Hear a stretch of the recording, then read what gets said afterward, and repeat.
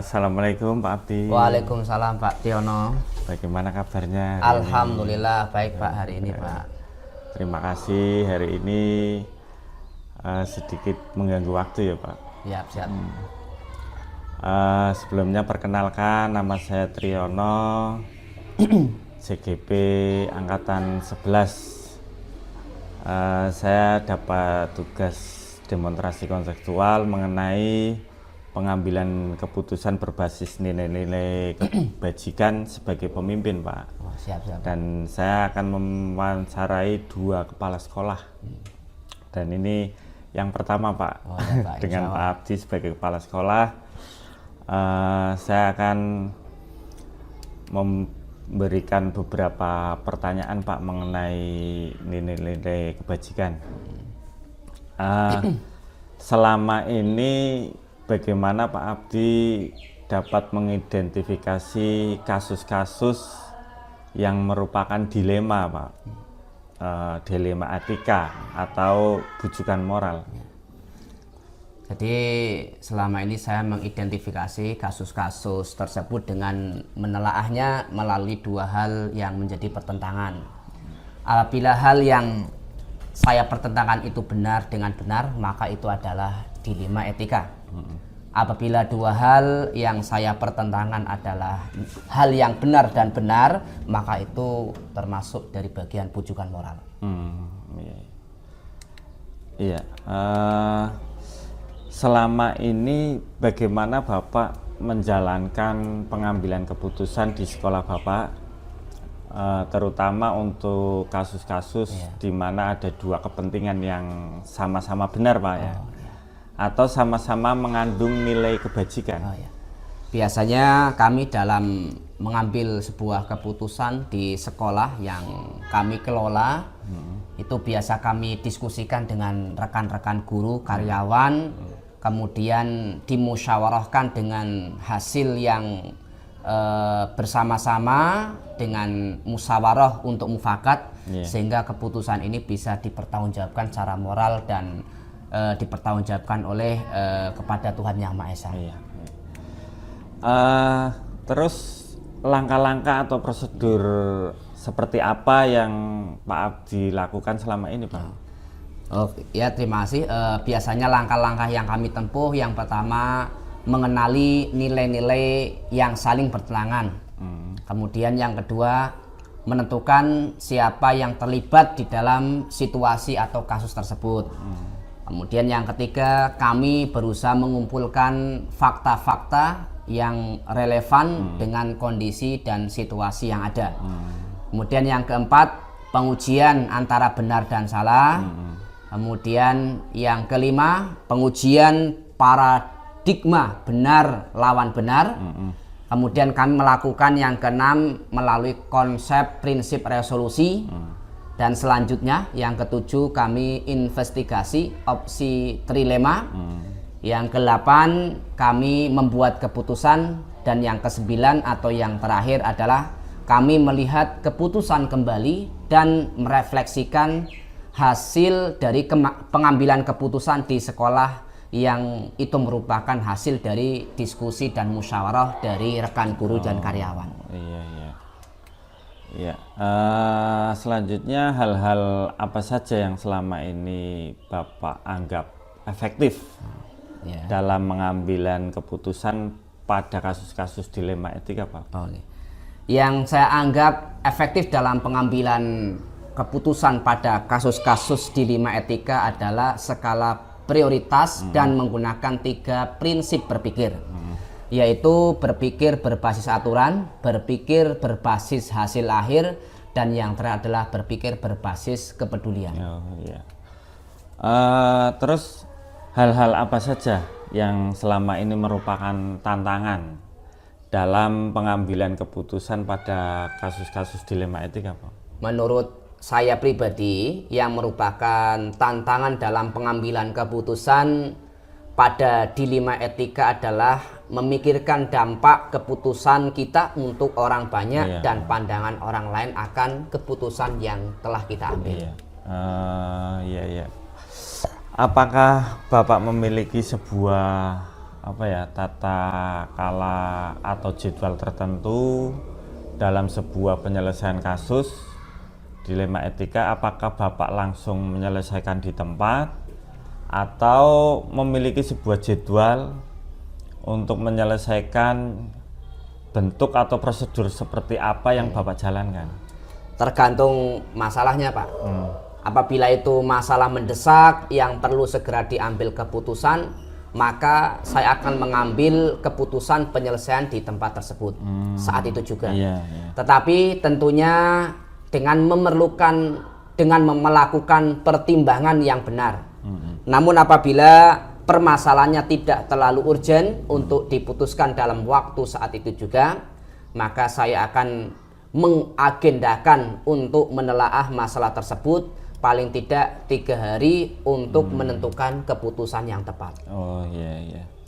Adakah seorang atau faktor-faktor apa yang selama ini mempermudah atau membantu Bapak dalam mengambilan keputusan dalam kasus-kasus dilema etika, Pak? Tentunya ada, yaitu Bapak Ibu guru yang lain serta teman kepala sekolah yang berasal dari sekolah lain yang tentunya lebih jauh berpengalaman.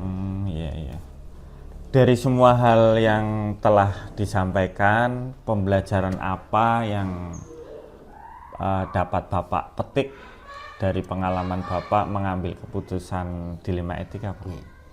Bahwa dalam pengambilan keputusan, kita sebagai pemimpin tidak boleh gegabah atau sembarangan.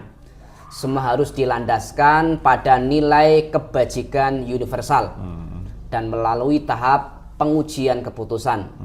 Supaya keputusan yang kita ambil berupa keputusan yang tepat dan berdampak baik tentunya bagi semua pihak.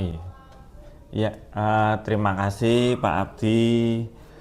Bincang-bincang kali ini Bapak sudah bisa menentukan apa yang harus diputuskan ya Pak, dengan kolaborasi antar guru yang lain yang berpengalaman, terus bisa sharing dengan kepala sekolah yang lain.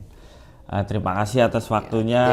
Terima kasih juga Pak Tri, semoga bermanfaat untuk panjenengan juga.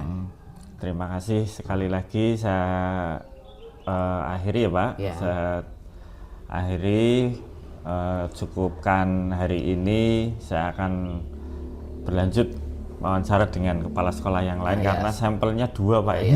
Semoga sukses Pak Tri. Amin. Ya, terima kasih. Saya akhiri. Wassalamualaikum warahmatullahi wabarakatuh. Waalaikumsalam warahmatullahi wabarakatuh. Oke.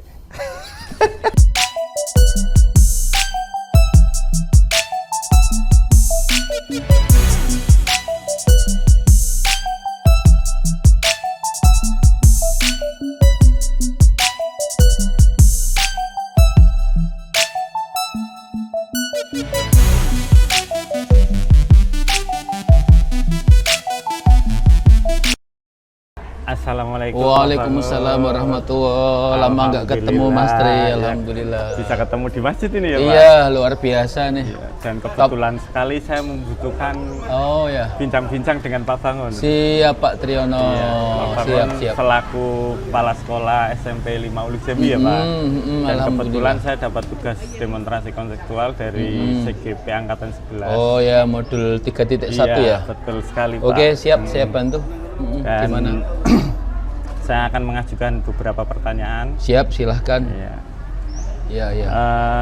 Selama ini Pak Bangun dapat mengidentifikasi kasus-kasus di sekolah Pak Bangun yang merupakan dilema etika atau bujukan moral, itu bagaimana?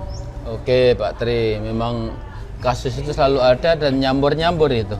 Kalau nggak dicermati bisa cara ngambil keputusannya bisa salah itu. Makanya selalu tak cermati betul apakah ini kaitan antara 2 nilai kebajikan yang berbenturan ataukah mungkin di situ ada pelanggaran hukum.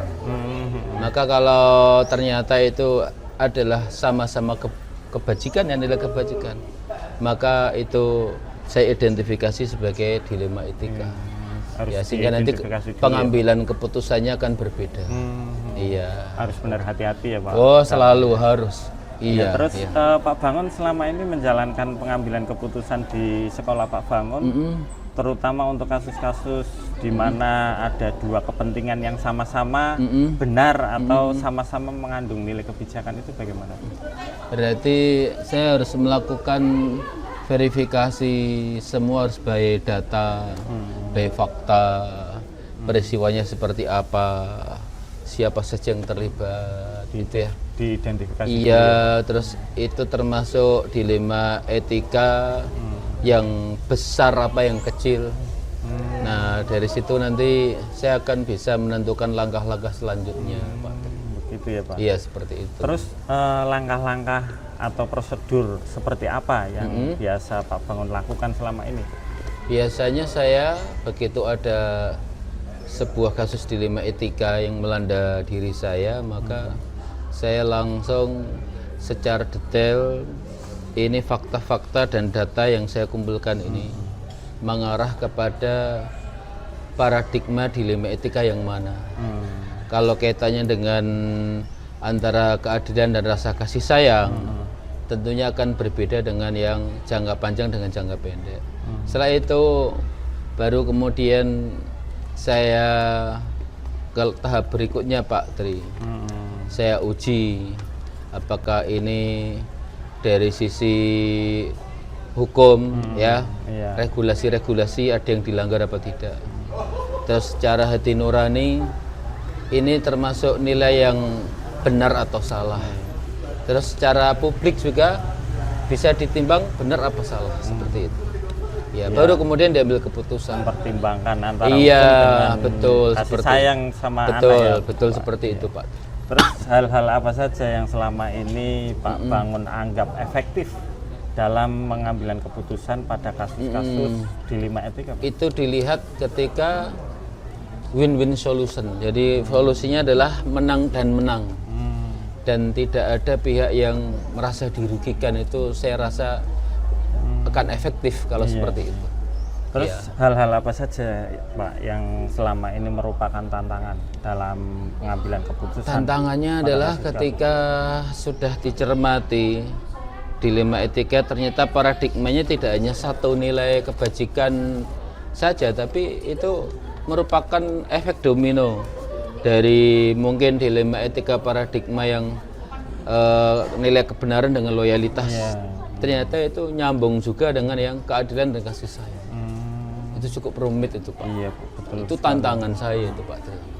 Iya, terus apakah Pak Bangun memiliki sebuah apa ya tata kala atau jadwal tertentu dalam sebuah penyelesaian kasus dilema etika? Iya. Apakah Pak Bangun langsung menyelesaikan di tempat atau memiliki sebuah jadwal untuk menyelesaikannya? Iya.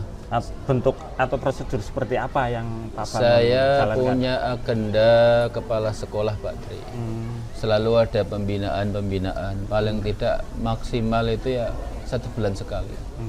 Minimal-minimalnya ya tadi berarti minggu sekali ada briefing. Sebulan sekali mungkin rapat dinas, dan mungkin kadang secara mendadak bisa saja terjadi karena memang itu dilema etikanya terjadi begitu ini ya, mendadaknya. Kadang bisa di tempat, kadang bisa dengan jadwal ya Pak? Iya, seperti itu Pak.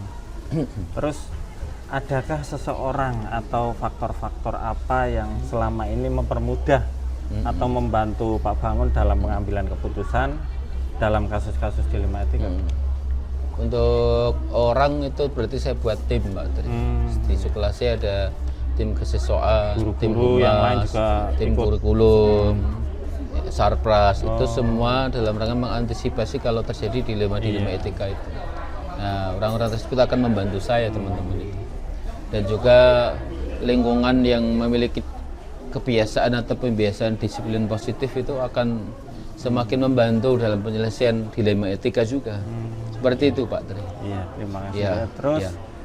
Dari semua hal yang telah disampaikan, pembelajaran apa yang dapat Pak Bangun petik dari pengalaman Pak Bangun dalam mengambil keputusan dilema etika, Pak? Saya selalu berusaha merefleksi setiap kali ada kasus dilema etika. Saya refleksi apa yang sudah bisa saya lakukan, hal baru apa yang saya dapatkan, terus hal apa yang akan saya terapkan yang akan datang. Itu akan menambah skill atau keterampilan saya dalam menghadapi ya variasi dilema etika. Selama yang ini berikutnya. sudah berapa kali kasus, Pak? Oh, sudah nggak terhitung ya? banyak. Karena SMP ya, Pak? Banyak, iya. Ya, beda dengan SD ya. Seperti saya guru SD. Ya mungkin jadi- barangkali ada bedanya Iya. seperti itu. Ya, terima kasih sekali Iya, Pak sama-sama Bangun Pak Tri. telah meluangkan waktu saya berbincang-bincang Iya, tentang saya juga dilema senang etika. sekali. Ini pengalaman yang sangat berharga bagi saya. Oh, iya sama juga. Saya juga senang, iya.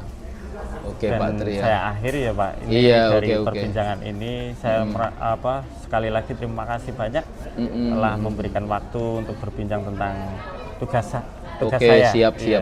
siap. Akhiri wassalamualaikum warahmatullahi wabarakatuh. Terima kasih. Waalaikumsalam warahmatullahi wabarakatuh.